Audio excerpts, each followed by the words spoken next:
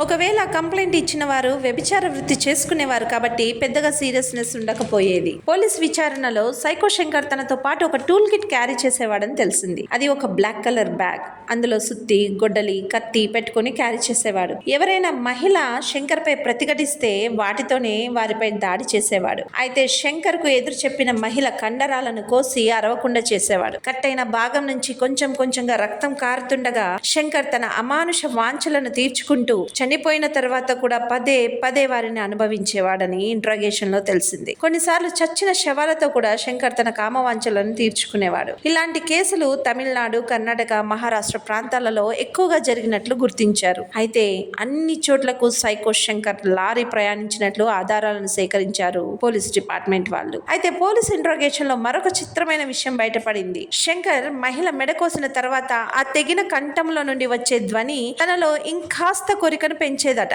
అందుకని ప్రతి మహిళను చంపుకుంటూ వెళ్లేవాడు. అయితే ఈ హత్యకు ఆడవాళ్లు ఏమీ కనపడకుండా చాలా తెలివిగా తప్పించుకునేవాడు. ఈ క్రూరత్వం కలిగిన దండుపాల్యం గ్యాంగ్ తో కూడా మనోడికి సంబంధం ఉంది.